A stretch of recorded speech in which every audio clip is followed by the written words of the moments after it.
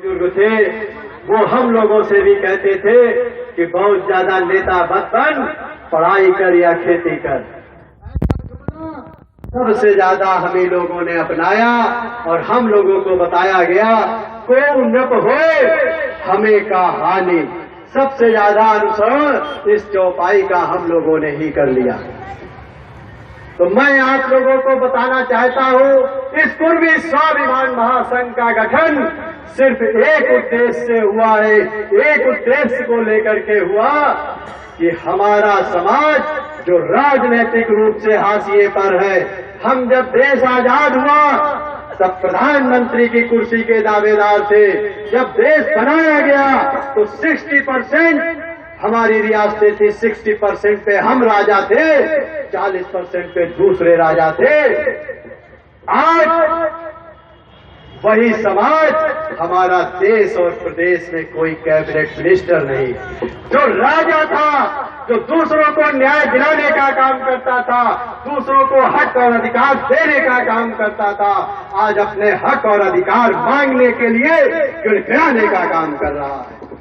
सिर्फ इसलिए कि आज हमारे पास राजनीतिक शक्ति नहीं।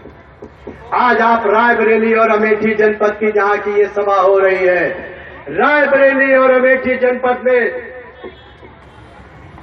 आपकी विधानसभा वार स्थिति, रायबरेली सदर में आपका 40,000 वोट है, हरिचंदपुर में आपका 30,000 वोट है, सरेली विधानसभा में आप 15,000 की संख्या में हैं, बछरावा में आप 1 लाख की संख्या में हैं, ऊंचाहार में आप 40,000 की संख्या में कुर्मी समाज वोटर है। क्या आपका कोई एमएलए है? बताओ आप लोग, क्या आपका कोई एमएलए है? एक बार कमल नारायण वर्मा को एमएलए बनाया गया, इसके बाद किसी दल ने आपको प्रतिनिधित्व दिया? आपका कोई एमएलए नहीं, आपका कोई सांसद नहीं, आपका कोई जिला पंचायत अध्यक्ष नहीं, आपका कोई टाउन एरिया चेयरमैन नहीं, आपका कोई ब्लॉक प्रमुख नहीं। क्या आपकी इतनी संख्या नहीं है? आपकी दम पे एमपी एमएलए सांसद बनता है, आपकी दम पे सरकार बनती है, लेकिन आपको प्रतिनिधित्व नहीं मिल दिया जाता। क्यों नहीं दिया जाता? क्योंकि आप इसी तरह गिड़गिड़ाते रहे, अपने हक और अधिकार के लिए उनकी चौखट पर मत्था टेकते रहे। कुर्मी स्वाभिमान महासंघ चाहता है कि आपकी जितनी हिस्सेदारी है उतनी आपको भागीदारी मिलनी चाहिए, वो हर चीज में मिलनी चाहिए, चाहे वो राजनीतिक क्षेत्र हो, चाहे वो रोजगार का क्षेत्र हो, चाहे वो जिस क्षेत्र का क्षेत्र हो, हमको हमारी संख्या के हिसाब से हमको हमारी भागीदारी मिलनी चाहिए। हम किसी का हक, किसी का अधिकार छीनना नहीं चाहते, ये हमारे खून में नहीं है। लेकिन आज हम अपना हक और अधिकार दूसरों से छीनते भी नहीं देखना चाह रहे। अभी आपके सामने पीसीएस की परीक्षा हो रही, बता रहे, तमाम हमारे नौजवान भाई बैठे हैं। क्या कमी है हमारे इन नौजवान भाइयों ने? इन्होंने कोई नकल करके डिग्री नहीं प्राप्त की, इन्होंने अव्वल दर्जे की पढ़ाई की, क्योंकि इन्हें मालूम था कि हमारे पिता के पास घूस का, बेईमानी का पैसा नहीं है।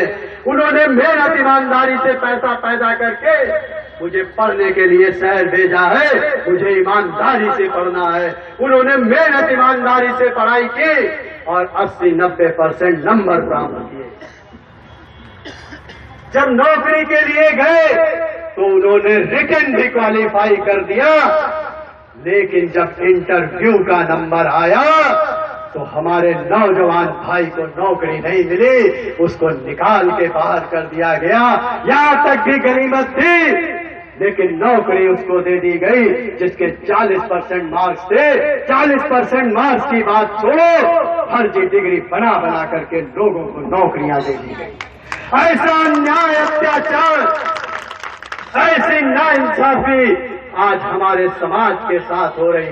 मेरे नौजवान भाई में कोई कमी नहीं थी। अभी आपके सामने इसके पहले पीसीएस का रिजल्ट निकला।